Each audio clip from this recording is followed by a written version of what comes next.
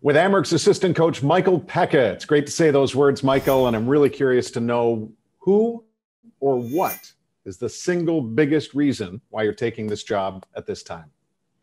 Well, I think a lot of the process started last year, Duffer. I was kind of, getting to the point in the family life where, obviously I'd been around the hockey and coaching locally at various levels for a long time. And, 3 years ago, Jason Botterill had me in Rochester, once a week for a span of about a month or so working with center. That's when I really knew that coaching distanced himself from anything else I wanted to do at the next level. And, once we were getting close to my daughter being out of the house, where I kind of preemptively started to explore options last year and actually had really good conversations with Seth last year. I think with it being a very strange off season last year and season in general with COVID and everything else going on, I just had to be patient. And things worked out in Washington where I got to go there, be an extension of the coaching staff under Laviolette, who coached me in New York with the Islanders. And I learned a lot. Video, I learned, the responsibilities inside a coach's room, how things operate day to day. Like I said, getting a lot of confidence and knowledge. And then just as things evolved, obviously with the Sabres coaching staff, Donnie, and retaining Matt Ellis, who's exceptional. I've known Matt for a long time. And, with Adam Mayer being the director of player development, obviously things just kind of back into place. And, it was great that, Seth circled back with me and had great conversations yet again with him. I think we're very much aligned with a lot of the philosophical things that comes with developing and coaching. And that makes it really exciting, to be honest with you. And, and even though it's the Sabres, organization and farm team, it's hard to say if I accept a job like this, if I didn't feel the connection with the head coach like I did with Seth. I mean, that meant a lot for me to go ahead and explore this for sure. So what was it about him and those conversations? It's just very open, candid conversations. I think the more we seemed to talk, the more it seemed like we knew each other. I mean, we do have some mutual friends. We're the same age, although our paths never crossed in youth hockey, with him being from Minnesota, me from Toronto. But it's just fun sometimes to just sit back and chat hockey, whether it was, his year last year, my year last year, what I did for, 10 years prior to last year, and, his experiences in college hockey, the national development program. It's just really good to just pick each other's brains and kind of start to envision what type of working environment the two of us, along with Mike Weber, could achieve. And, I really like his general philosophy on how he likes to collaborate a lot with the entire coaching staff and bring everybody together. And I've always found that in my experience, that's always been a remedy for.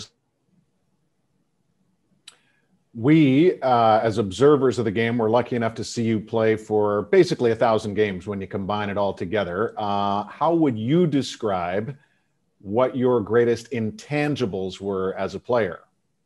Well, I think my greatest intangibles probably get summed up in one word, and that's versatility. I think, I was a winger my entire life until my draft year in junior. I got traded halfway through the year, my draft year, and Brian Kilray, who's a Hall of Famer now, coach of the Ottawa 67s, turned me into a centerman, and I think, being able to move from the whole life into the center position and quickly adapt to that role really taught me the value of versatility, and I think that's why, I prided myself in wanting to be out there whenever the team needed me in any situation, whether it's we were defending a 1-goal lead late in the game, we needed a goal late in the game, we needed a big penalty kill, whatever the role required. I want to be the type of player that can fulfill those obligations. And so I mean, I was a bit of a prick. I could skate pretty good. I mean, there's a lot of things that I think can describe me as a player, but I think versatility was probably the number one thing that allowed me to have, a pretty good career. So how does one then try to maximize from the coaching position the intangibles that each player can bring to the team? I just think, within the intangibles and versatility as a player, I think, character-wise, the strengths I had, I think I was a guy. I think I was a pretty vulnerable guy. Like I was open to criticism, coaching. I loved all that stuff. And what that allowed me to do from the midway point to the end of my playing career is I became a mentor and try to be somebody the young players can look up to and learn things from on a daily basis, whether it was in practice, whether it was in the weight room, whether it was in the meal room, wherever it was.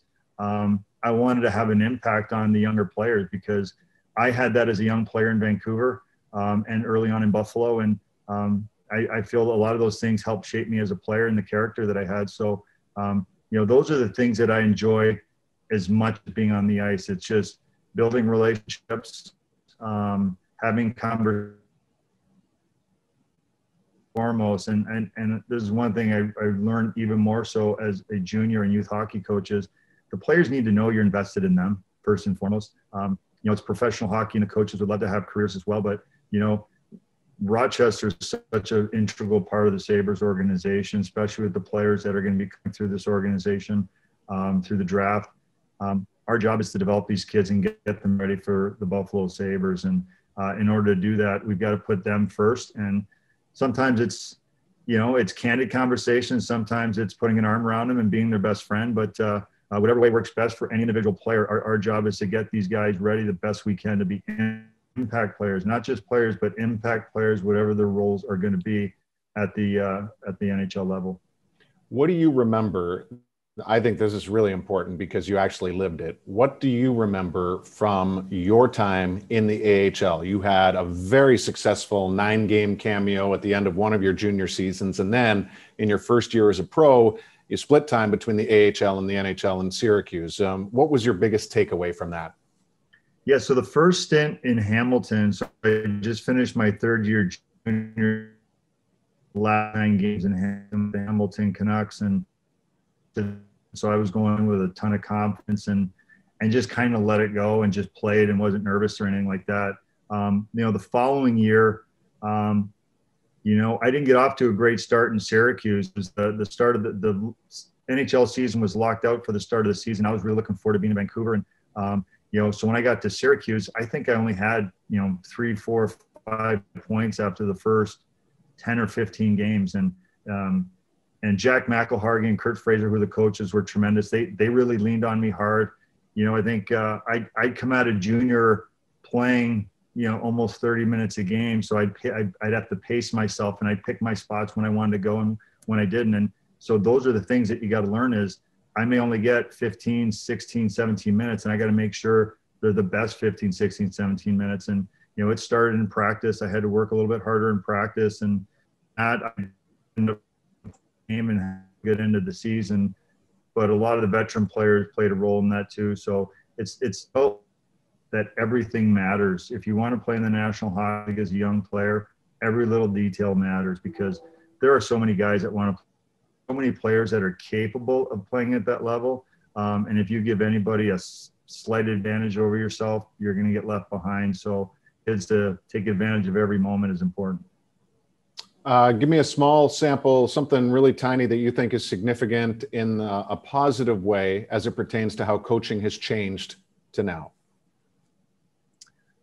I think coaching today is a lot more player focused. I think it used to be coaches were just they had their system, and players were almost like robots coming in and out that just had to play a system where athletes today, you've got to invest in each and every athlete individually to some extent. They're different personalities. They've all had different backgrounds and upbringings, and there is a collective mindset. But I think to coach today, you've got to almost have a minor in psychology and sports psychology, because you are mentoring these guys, and you have to know what makes them tick. They're huge investments for the organization, and if there's anything that's different for me is just the personal aspect, the how relationships are so much more important on an individual basis than when I played.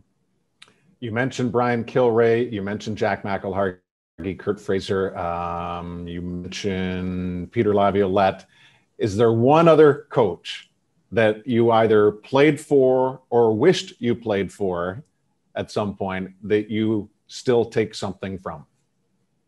Duffer, that's a great question. I actually tell people that I may be one of the most fortunate players ever for the coaches that I played for. I mean, I had Brian Kilrain Jr., I had Pat Quinn in Vancouver for a stint. I had, Ted Nolan, Lindy Ruff, Peter Laviolette, Craig McTavish, Ken Hitchcock, Paul Maurice. I mean, it's an endless list of phenomenal coaches that I had, not to mention, Wayne Fleming with Team Canada, and, on and on and on. I mean, I was, again, and to mention Jack McElhargy, Kurt Fraser. I mean, just when I've gone through coaching at the different levels, there were pieces of each of them that not every coach is going to be exactly what you are. And that's fine. But I was able to pick what I felt were each coach's best qualities based on my observation of myself and how it affected the team, and always tried to implement that kind of reaching type of coaching philosophy. And nothing's ever perfect. Sometimes you got to change and on the fly. But I tell you, I was so lucky to have, I mean, I still quote Ken Hitchcock and Craig McTavish and Lindy. I mean, all these guys. I mean, it's just, they're all brilliant hockey minds. And I was very fortunate to have been a part of it at some point. Awesome. It is a great list. It truly is. Michael, now you're part of a list for the next generation, and we know that you will have a significant impact. Thanks so much for the time. Appreciate it, Duffer.